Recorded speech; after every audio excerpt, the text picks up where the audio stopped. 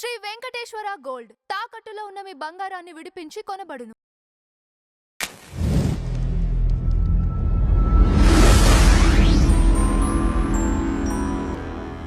నమస్తే, welcome to our channel. నేను మీ రిషి.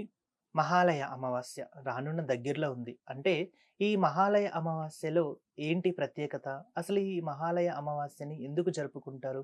అందులో భాగంగా పెద్దలకు పెట్టడం, పెద్దలకు బియ్యం ఇయ్యడం అని చెప్పేసి కూడా తెలంగాణలో చాలామంది చూస్తూనే ఉంటాం. పైగా పెడుతూనే ఉంటారు.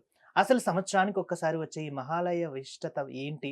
దీని ప్రత్యేకత ఏంటి అనే దాని మీద మనకు క్షుణ్ణంగా వివరించడానికి మనతో పాటు ఉన్నారు Shri Matangi Rajashyamala charitable trust chairman, అలాగే మహాబగల్ అఘోరి తంత్రి నిశాంత్ శర్మ గారు. వారిని అడిగి మిగతా విషయాలు తెలుసుకుందాం. నమస్తే గురుగారు. మహాదేవ. ఎలా ఉన్నారు? బాగున్నానండి. గురుగారు, మనం కార్యక్రమంలోకి వెళ్లే ముందు ఒక చక్కటి శ్లోకంతో ప్రారంభిద్దామా? ఓం శ్రీ గురుభ్యో నమః. హరి ఓం. ఏతావాః పృథివీ ఇత్యాహ ఏతవయోనా దేవీత్యథాః ఇహం బ్రాహ్మణో వేనా క్షయంతి క్షత్రయో రాజః ప్రథమో గనిష్ఠాః మహాగణాధిపతయే నమః. శ్రీ మహాసరస్వత్యై నమః. శ్రీ గురుభ్యో నమః. హరి ఓం. ఓకే గురుగారు, రానున్నది మహాలయ అమావాస్య అని చెప్పేసి కూడా చూస్తున్నాం. అంటే మహాలయ అమావాస్య అంటే ఏంటి? దాని ప్రత్యేకత ఏంటి? దాన్ని ఎందుకు జరుపుకుంటారు? చాలా మంచి ప్రశ్న అండి. విషయం ఏంటి అని అంటే, మహాలయ పక్షము. పక్షము అంటే 15 రోజులు అని అర్థం మనకు. చాలామంది ఎలా అంటే దీన్ని వేరే రకంగా ట్రీట్ చేస్తున్నారు. మహాలయం అంటే అమావాస్య వస్తే అమావాస్య రోజే ఇవన్నీ చెయ్యాలి, మిగిలిన రోజులు చేయకూడదు అని చెప్పేసి అన్నట్టుగా తీశారు. కాకపోతే ఏంటి, అసలు ఈ మహాలయ ప్రారంభం చేసిన వాడు ఎవడయ్యా అంటే కర్ణుడు. కర్ణుడు. కర్ణుడి పేరు విన్నారా? ఎవరు? కర్ణుడు. కర్ణుడు అంటే కుంతీదేవి పెద్ద కుమారుడు, కౌరవుల్లో ఒకడు. అవునా? పైగా సూర్యుడి యొక్క పుత్రుడు. అనుగ్రహంతో కర్ణకుండ కవచకుండలాలతో పుట్టినటువంటి వాడు కర్ణుడు. ఒకానొక సందర్భమున ఒక వృద్ధుడు మరణిస్తే తనకు చెయ్యవలసిన కర్తవ్యులు ఈ భాద్రపద మాసంలో ఆచరించి అతనికి 15 రోజుల పాటు పిండ ప్రధానాలు ఆచరించారు కర్ణుడు. అంటే ఇంకా గ్రంథాల్లో ఎన్నో రకాలుగా ఉన్నది ఈ విశిష్టత. అందులో ఒక భాగం ఇదొక భాగం. ఎందుకంటే అది చెప్పాలి అని అంటే మనకు చాలా సమయం పడుతూ ఉంటుంది. అందుకోసమే ఈ చిన్న భాగంగా చెప్పేస్తుంది. అలా కర్ణుడు ప్రారంభించిన తర్వాత ఈ మహాలయ పక్షంలో ఎవరైతే మరణించిన వారంటే, ఇక్కడ చూడు, మహాలయ పక్షము అంటే పితృపక్షాలు అని అర్థము. దీన్ని 2 విధాలుగా, ఈ మహాలయ అనేది ఏంటి, కేవలం పితృలకు ఒక్కరికే కాదు, మరణించిన ఏ వ్యక్తికైనా.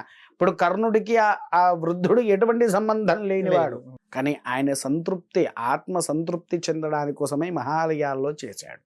అప్పటి నుంచి దీని పేరు మహాలయ పక్షముగా భావించి అక్కడ ఉండే వాళ్ళందరితోని ప్రతి ఒక్క భాద్రపద మాస బహుళ పాడ్యమి రోజు నుంచి అమావాస్య వరకు ఈ యొక్క క్రతువుని ఆచరించడం ప్రారంభం చేశారు. అందులో ఒక సందర్భమున ఒక రాజు కర్ణుడు అడిగాడు. కౌరవుల్లో ఒకడు. ఎందుకంటే 108 కుమారుల్లో అందరూ రాజులే వాళ్ళు కూడా. అందులో ఒకతను అడిగాడు, అయ్యా కర్ణ, ఎందుకు ఇదంతా ఆచరిస్తున్నావు అని అంటే, ఆ వృద్ధుడు ఎవడో మనకు తెలియదు, కానీ వాడు మంచి చేశాడో చెడు చేశాడో ఎవరికీ తెలియదు. కాకపోతే వాడి ఆత్మ సంతృప్తి కావాలి అంటే పిండ ప్రధానం అనేది చేయించాలి. అందుకే ఈ పక్షంలో పెడితే సకల కాలంలో వాడికి మోక్షం కలుగుతుంది అని చెప్పేసేసి అన్నారు. ఇక్కడ చూడండి, మనకు దక్షిణాయన ప్రారంభమైన తర్వాత 2వ అమావాస్య పితృ అమావాస్య అని అంటాం. ఎంతో ప్రాచీనమైనటువంటి శక్తికరమైనటువంటి యొక్క పక్షమే ఈ మహాలయ పక్షము. ఇంకొంతమంది ఇది మహాలయ పక్షము కాబట్టి గోకర్ణం వెళ్ళాలి, గోకర్ణంలో మోక్ష నారాయణ బలి చేయాలి, త్రయంబకం పోవాలి, త్రయంబకేశ్వరంలో మోక్షనారాయణ బలి ఆచరించాలి అని అంటారు. కానీ మొదలు పక్షం పెట్టింది మనం ఎక్కడికి వెళ్ళకూడదు. పక్షం పెట్టింది ఎక్కడికి వెళ్ళకూడదు. అంటే ఇంట్లో ఉండేటువంటి ధర్మ క్రతువులను ఆచరించిన తర్వాత అసలైతే ఈ మోక్షనారాయణ బలి అనేటువంటిది సముద్ర తీరమున కానివ్వండి, నదీ తీరమున కానివ్వండి ఆచరించవలసినటువంటి విధానము. ఓకే. అవునా? కాకపోతే ఏంటి అంటే కొంతమంది ఇలా దాన్ని వేరే రైట్గా తీసుకుపోతూ ఉన్నారు. దానికి నాకేం సంబంధం లేదు. జస్ట్ నేను నార్మల్గా చెప్తున్నాను అంతే. కాకపోతే ఏంటి అంటే ఈ మోక్షనారాయణ బలి ఆచరించాలి అనంటే మొదలు పక్షం పెట్టాల్సిందే. ఈ పక్షం అంటే ఏంటిది? యథావిధిగా అందరూ పిండ ప్రధానాలు మరణించినప్పుడు తర్వాత ప్రతి నెల తిథుల్లో కానివ్వండి, సంవత్సరం కానీ పెడుతూనే ఉంటాము అంటారు. కొంతమంది అంటే నడుస్తున్నటువంటి సమాజంలో ఎలా ఉంది అని అంటే, ఒక వ్యక్తి మరణించాడు. మరణించిన తర్వాత 11 రోజులు కార్యక్రమం అయిపోయేటప్పుడు 11వ రోజు కార్యక్రమం భద్రాచలంకో ఇంకెక్కడికో ఎక్కడికో తీసుకుపోతారు నదీ తీరం దగ్గర. 11 నెలల మాసికాలు లేకపోతే 11 రోజులు పూర్తయిపోయిన తర్వాత మొదటి నెల మాసికం వచ్చినప్పుడు అక్కడికి తీసుకుపోతున్నారు, కూర్చోబెడుతున్నారు. ఈ 11 నెలది కాస్త ఒకేసారి చేసేస్తున్నారు, పంపిస్తున్నారు. అది మహాపాపం. అవును, నిజంగా చాలా మంది కూడా అట్లా చేస్తున్నారు. అంటే సంవత్సరానికి సరిపడేంత ఒకేసారి పెట్టుకొని దాన్ని గంగలో వదిలిపెడుతున్నారు. నేను ఒక మాట మిమ్మల్ని ఒక ప్రశ్న వేస్తాను, దానికి మీరు సమాధానం ఇస్తారా? చెప్పండి గురుగారు. ఒక సంవత్సరం పాటు భోజనం వండి నేను నీ ముందు పెడతాను, తింటావా? ఎందుకు? ఒక్క రోజుకి సరిపడేంత ఎంతవరకు తినాలో పొట్ట అంతవరకే తింటది, కానీ ఎక్కువ తింటే వామిటింగ్ అన్న అవుతుంది, మనిషికి ఏదైనా హాని అయినా జరుగుతుంది కదా. అలాంటప్పుడు ప్రతి నెల ఆచరించవలసిన కార్యక్రమాన్ని ఆచరించేటప్పుడు అంత కలిపి ఒకేసారి చేసేస్తే ఏమైంది? ఎక్కువైపోతుంది. పోనీ సరే, భోజన విషయం పక్కకు పెడదాము. నిత్యంగా కొన్ని మనకు అనుకోకుండా జ్వరమో గిరమో ఏదో ఒకటి వస్తూ ఉంటుంది. మనకు డాక్టర్ ఏం చేశాడు? ఎన్ని రోజులు కోర్స్ ఇచ్చాడు? 5 days. మోస్ట్లీ అయితే 5 days. అన్ని టాబ్లెట్లు ఒకేసారి వేసుకుంటే జ్వరం తగ్గిపోతుంది కదా? తగ్గుతుందా? అన్ని టాబ్లెట్స్ ఒకేసారి నోట్లో వేసుకున్నాడు, నీళ్ళతో తాగేసాడు. జ్వరం తగ్గిందంటారా? తగ్గదు. ఏమైంది? ఇంకా ఎక్కువనే అవుతుంది, వామిటింగ్స్ అవుతాయి. డోస్ పెరిగి అది ఎటువైపు దారి తీస్తుందా తెలియదు. అందుకే పొద్దున, సాయంత్రం, మధ్యాహ్నం అని చెప్పేసి 3 పూటల్లో అట్లా ఇస్తూ ఉంటారు. 6 hours ఒక టాబ్లెట్ వేసుకోవాలని. అది కూడా మితిమీరితే ఏమైంది? ఎక్కువైపోతుంది. అంటే అవన్నీ కలిపి చెయ్యవలసిన క్రతువుని ఆచరించకపోతే అక్కడ ఆత్మకి ఎంత ఘోష ఉంటది. ఒక మనిషి మరణించిన తర్వాత 11 రోజుల పాటుగా భూమి మీదనే ఉంటారు. అంటే ఒక సంవత్సరం పాటు భూమి మీదనే ఉంటాడు. 11 కాదు, సంవత్సరం పాటు భూమి మీద ఉంటారు. ఎందుకోసం ఉంచుతారో తెలుసా? అరే, నువ్వు వీణైతే కన్నావు కదా, మరి ఇతన్ని కన్నప్పటి నుంచి నువ్వు ఆఖరి పిండ ప్రధానం కలిపేంతవరకు నీకేమేం చేస్తాడో చూస్తాగు అన్నట్టుగా ఉంచుతారు. ఇక్కడ నువ్వు చెయ్యంది ఏదైతే ఉంటుందో ఆ కథం అక్కడ వాడికి శిక్షలు అనేది రాసుకుంటారు. శిక్షలు అనేటువంటివి రాసుకుంటూ ఉంటారు. వాస్తవానికి నువ్వు చూడు, ఇప్పుడు మీ నాన్నగారు లేరు కదా నీకు, నువ్వు అంటే నీకు ఇది అవగాహనగా ఉంటావు. మీ నాన్నగారు మరణించిన తర్వాత 10వ రోజున మీ ముత్తాత తండ్రి పిండం కూడా ఉంటది. మీ నాన్నగారి పిండం కలిసినప్పుడే మీ పిండం మోక్ష పిండేశ నిధాయ అంటారు. మోక్ష పిండేశ నిధాయ అంటే ఆ పిండానికి అప్పుడు మోక్షం కలిగింది.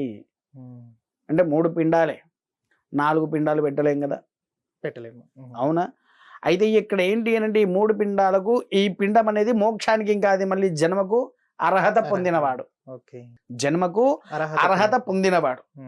అందుకోసం ఏంటి అంటే ఈ 3 పిండాల్లో అవి పెట్టి దాంతో పెట్టేసి ఈ పిండాన్ని తర్వాత తీసేసి మోక్ష పిండంలో కలిపేస్తారు. అంటే వీళ్ళకు ఈ మిగిలిన 3 ఉన్నాయి. ఎవరిది? తండ్రిది, వారి తండ్రిది, వారి తండ్రిది, ముగ్గురిది ఉన్నాయి. ఈ ముగ్గురు మళ్ళీ మోక్షం కలగాలంటే నువ్వు చేసే ఆచరణ క్రతు తప్పకుండా ఆచరించాలి. అవునా? ఆచరించినప్పుడు ఏమవుతుంది? ఇంటికి మొదలు పితృదోషం అనేటువంటిది ఉండదు. పితృదోషం రావడానికి గల కారణాలు ఇవి అన్నమాట. ఇవి ఒకటి. తర్వాత పక్షంలో గనక మనం ప్రతిరోజు నీకు తెలిసిన మిత్రులదే కావచ్చు, ఎవరిదైనా కావచ్చు, బియ్యం, పప్పు, ఉప్పు, కూరగాయలు తీసుకుపోయి ఏదన్నా బ్రాహ్మణుడికి సమర్పిస్తే వారి రూపంలో వారు వచ్చి వారి ఇంట్లో ఆ బ్రాహ్మణుడి ఇంట్లో భోజనం చేస్తారు అనేటువంటిది శాస్త్రంలో ఉంది. దానం చేయాలి. దానం చేస్తే తర్వాత ఇంకా గట్టి మోక్షం కావాలి, ఇంకా వారి వంశంలో సంతాన ఉత్పత్తి ఇంకెక్కువ జరగాలి, వాళ్ళకి ఎటువంటి హానిలు జరగకుండా ఉండాలి అంటే ఈ పక్షంలో దశవిధ దానాలు అని ఉంటాయి, మనిషి మరణించినప్పుడు ఇచ్చేవి. దశవిధ దానాలు మళ్ళీ ఆఖరి సంవత్సరానికి ఒకసారి ఇస్తారు. ఈ దశవిధ దానాల్లో భూదానము, సువర్ణ దానము, రజిత దానము, ఉప్పు దానము, ఇలా మనకు 10 రకాలు ఉంటాయి. ఉప్పు దానం ఇయ్యొద్దు అంటారు ఈ దశవిధ దానాల్లో కూడా అది కూడా ఒక దానమే. బియ్యము దానము, తర్వాత గంప, ఛత్రి, చెప్పులు, ఇవన్నీ దశవిధ దానాల్లో ఒక భాగం. ఈ దానాలు కనుక ఈ యొక్క పక్షంలలో మనం చేస్తే ఆ ఇంటికి మరణము అనేది అంత తొందరగా రాదు. ఎటువంటి అనారోగ్య సమస్యల్లో ఉన్న అనారోగ్య సమస్యలు అనేటువంటిది నివారణ జరుగుతూ ఉంటుంది వారికి. అంతటి గొప్ప అధిష్టానంలో ఉండేటువంటిది ఈ యొక్క పితృపక్షాలు. ఇంకొకటి చూడు, ఈ పితృపక్షాల్లో ఎక్కడా కూడా మనకు దైవారాధన అనేటువంటిది చాలా తక్కువగా కనిపిస్తుంది. ఉండదు. అంటే ఒక గృహప్రవేశం కావచ్చు, లేకపోతే భూమి పూజ కావచ్చు, లేకపోతే వివాహాలు కావచ్చు, ఏది కూడా ఉండవు ఇందులో. బ్రహ్మాదిక యజ్ఞ యాగాలను కూడా ఎక్కువగా ఆచరించారు. కేవలము మన వంశీకులే కావచ్చు, ఇతర వంశీకులే కావచ్చు, మన మిత్రులే కావచ్చు, సోదరులే కావచ్చు, ఆఖరికి మనకు విద్య నేర్పించిన గురువుకి కూడా పిండం పెట్టే అర్హత ఎప్పుడుందయ్యా అంటే ఈ యొక్క పక్షంలో ఉన్నట్టే. ఎప్పుడైనా ఈ పక్షంలో 15 ఇప్పుడు కొంతమందికి చదువు చెప్పిన గురువు అంటే చాలా ఇష్టం. అవునా? మన వ్యక్తిగతంగా బాబు అలా కాదురా, నువ్వు ఇలా జీవించాలని చెప్పే గురువు అన్నా చాలా ఇష్టం ఉంటుంది. అందులో అనుకోకుండా మరణించిన వాళ్ళు ఉంటారు. ఆ మరణించిన వ్యక్తికి నువ్వు పిండ ప్రదానం చేసుకునే అర్హత ఈ పక్షంలో ఉంటుంది మనకు. ఇది మనం యథావిధిగా ఆచరిస్తే సకల భోగాలతో ఇల్లు వర్ధిల్లుతూ ఉంటుంది. అంటే ఇప్పుడు ఇంకోటి ఏంటంటే, ఇది కాకుండా కొంతమంది మీరు ఇందాక అన్నట్టు ప్రతి నెలలో పెట్టుకోవడం కూడా ఓ రకంగా శుభసూచకమే అంటారా? ఎలా ప్రతి నెల అంటే? ప్రతి నెలకు అంటే ఇప్పుడు ఇది ఒకటి మనిషి మరణించిన తర్వాత ఖచ్చితంగా ప్రతి నెలది యథావిధిగా ఆచరించాలి. ఆచరించిన తర్వాత మరలా ఇది సంవత్సరం వస్తుంది. సంవత్సరం పూర్తయిపోయిన తర్వాత మళ్ళీ వచ్చే సంవత్సరానికి అదే తిథి రోజున మళ్ళీ దాన్ని చేయాలి. మళ్ళీ నెల వాళ్ళు చేసుకుంటూ పోకూడదు. సంవత్సరానికి ఒకసారి వస్తుంది, దాన్ని ఆచరించాలి. రైట్. ఇప్పుడు ఇంకోటి ఏంటంటే, ఇంట్లో పితృవాళ్ళు అంటే చనిపోయిన వాళ్ళది ఫొటోస్ పెట్టి వాటికే కొంచెం కౌస్ కానీ ఇవి కానీ పెట్టి చేస్తూ ఉంటారు. అది ఓ రకంగా బెటరే అంటారా గురుగారు? నేను ఇంకో ప్రశ్న వేస్తా. ఇంట్లో మనకు భగవంతులు ఉన్నారు కదా, అవును, ఎదురుగా విగ్రహాలు కూడా ఉన్నాయి కదా, అవును, వాటికి కూడా మనం నైవేద్యం పెడుతున్నాం కదా. అవును. మనకు ధర్మశాస్త్రం ఒక శ్లోకం చెప్పింది, మాతా పితృ సధంయుక్తం న దైవం పితృమర్చయేత్ సర్వతీర్థ ఫలజ్ఞేయం మాతా వందనతాం సదా. పూర్వంలో కూడా గత కొన్ని వీడియోలో ఇదే శ్లోకాన్ని నీకు చెప్పాను. అవును, చెప్పారు గురుగారు. అవునా? అంటే తల్లి తండ్రికి మించిన దైవము లేదు. తల్లి తండ్రుల తర్వాతనే ఎవరైనా మనకు ఏ దేవుడైనా. అవునా? మన హిందూ ధర్మం మనకు మొదలుగా నేర్పించింది మాతృదేవో భవ, పితృదేవో భవ, ఆచార్య దేవో భవ, అతిథి దేవో భవ అనేటువంటిది మన శాస్త్రం. అవునా? మనం యథావిధిగా దేవతామూర్తులకు ఏ విధంగానైతే ఆచరిస్తున్నామో, కాకపోతే విగ్రహాలకు మనం అభిషేకం చేస్తున్నాము. ఇక్కడ ఫోటోకి మాత్రం కేవలం నైవేద్యం పెడుతున్నాం. ఎందుకంటే ఆ నైవేద్యం పెడితే ఏదో ఒక రూపంలో వచ్చి ఆయన భక్షిస్తాడు అనేటువంటిది మనకు ఉండేటువంటి సాంప్రదాయం. నమ్మకం కాదు, సాంప్రదాయం. అలాగా వచ్చి తినవచ్చు, నీలాగా వచ్చి తినవచ్చు, కాకి రూపంలో వచ్చైనా తింటారు. అవునా? మీరు ఐడియా ఉంటది, పిట్టకు పెట్టడము అంటారు మరణించిన తర్వాత. అది పిట్టకు అది వచ్చి తినే అంతవరకు అందరూ ఎదురుగా వేచి చూస్తూనే ఉంటారు, అక్కడ నుంచి కదలరు. అవునా? ఎందుకోసం అంటే నిజంగా ఆయన ఆ పక్ష రూపంలో వచ్చి తినిపోతాడు అనేటువంటి సాంప్రదాయం కదా మనది. ఇప్పటికీ నడుస్తుంది, ఎప్పటికీ నడుస్తుంది. అవునా? అందుకోసమే అలా వారికి పెట్టే నైవేద్యం తీసుకుపోయి మనం శ్మశానం దగ్గర పెట్టినా, వారి సమాధి దగ్గర ఏదో ఒకటి వచ్చి తినైతే వెళ్తుంది. ఇంట్లో అయినా పెట్టినా ఎవరో ఒకరు వచ్చి ఏదో విధంగా కూడా తీసుకొని అది తింటారు. అందుకోసమే ఈ మహాలయ పక్షాన్ని ఎవరైతే ఆచరిస్తారో వారి ఇంట్లో పితృదోషం అనేటువంటిది నివారణ అనేటువంటిది జరుగుతూ ఉంటుంది. ఇంకోటి ఏంటంటే గురుగారు, ఇప్పుడు కొత్తగా పెళ్ళైన వాళ్ళు ఉంటారు కదా, కొత్తగా పెళ్ళైన వాళ్ళు ఈ మహాలయ పక్షాన్ని చేసుకోవచ్చా? ఇంకొకటి, ఇంట్లో ఆడవారు కరెక్ట్ లేకపోతే ఆ టైంలో ఏదైనా ప్రాబ్లం ఆడవాళ్ళు మంచిగా లేనప్పుడు ఏంటంటే ఆ 3 రోజులు ఆగిపోవాల్సిందే, 4 రోజులు ఆగిపోవాల్సిందే, 5వ రోజు నుంచి యథావిధిగా చేసుకోవచ్చు. తర్వాత రెండోది, వివాహమైన వారు పనికి రాదు. వాళ్ళు ఏం చేయాలి? తర్పణము అంటారు మా భాషలో, బ్రాహ్మణ భాషలో తర్పణం. కాకపోతే మీరేం చెయ్యాలి?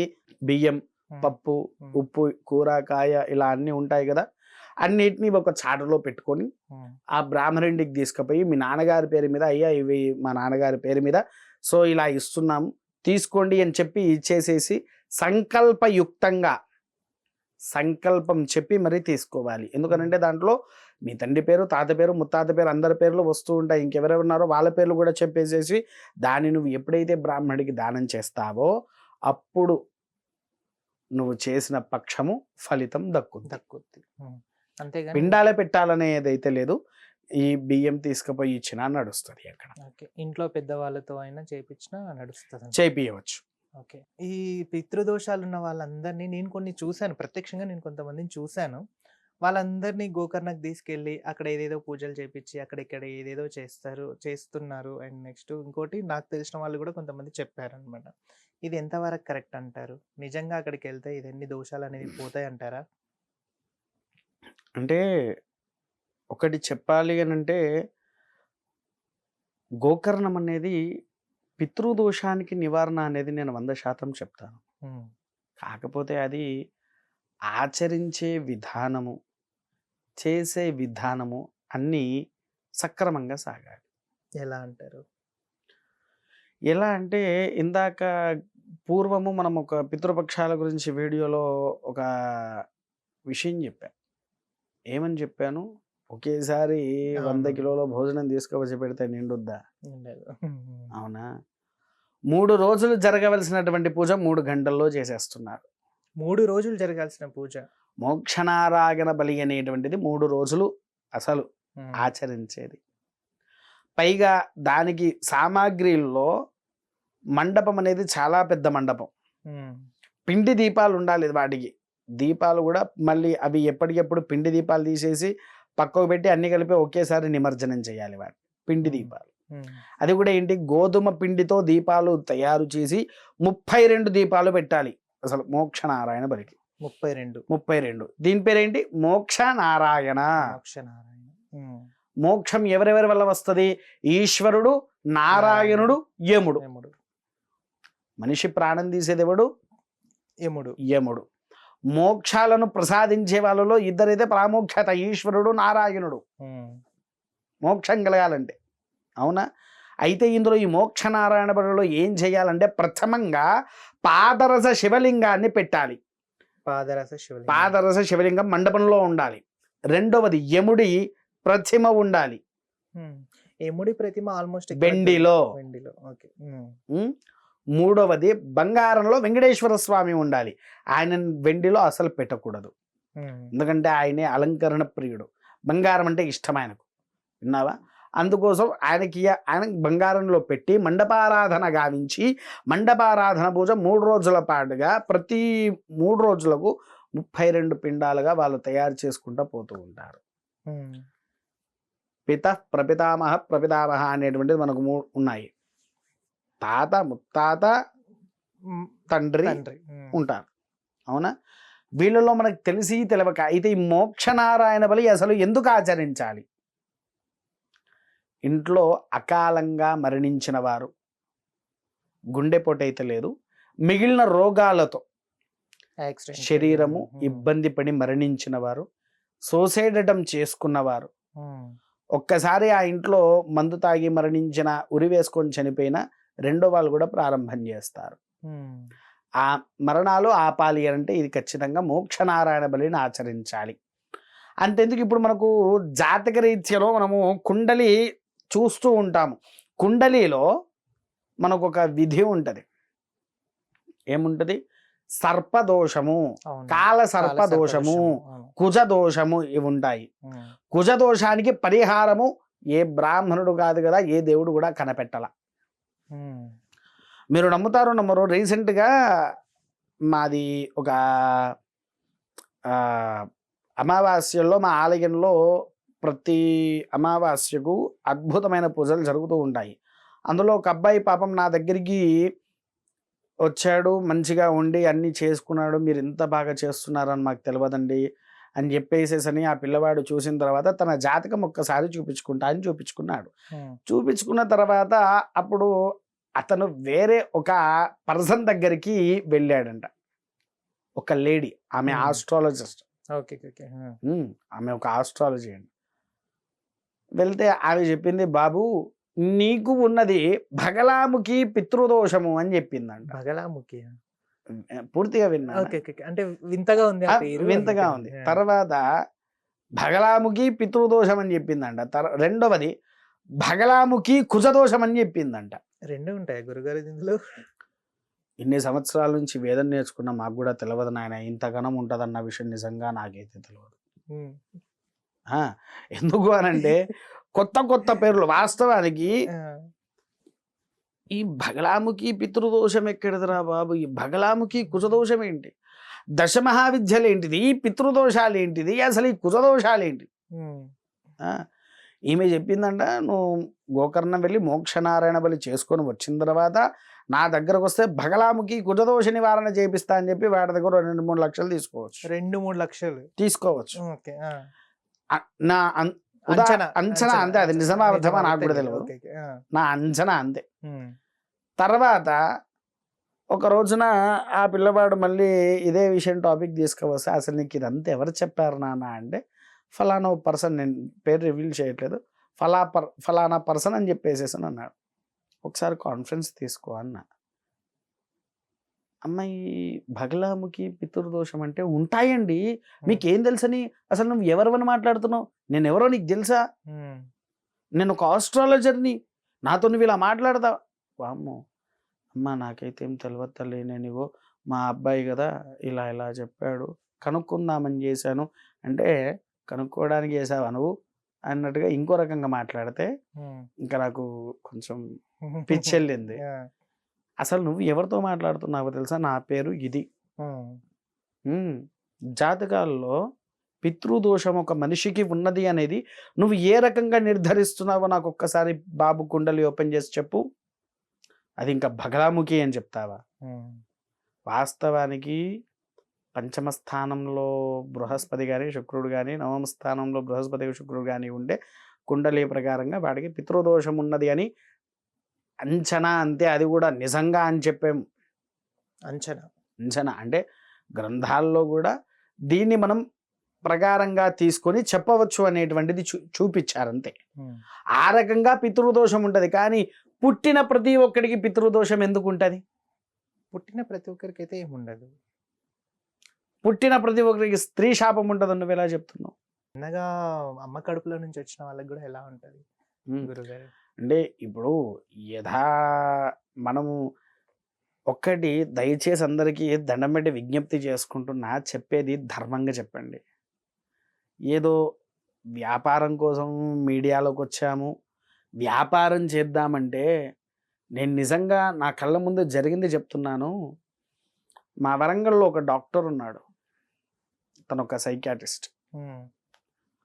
ఒకనొక సందర్భంలో ఒక వ్యక్తి దగ్గరికి వెళ్తే వాళ్ళు చూశారు, నాయన నీకు మోక్షనారాయణ బలి చేయించాలి గోకర్ణంలో, తర్వాత నువ్వు ఒకసారి నా దగ్గరికి రా, నీకు హోమం చేయాలంటే తీసుకుపోయి వాళ్ళ మఠంలో పెట్టుకొని హోమాలు అవన్నీ ఆచరించి పంపించారు.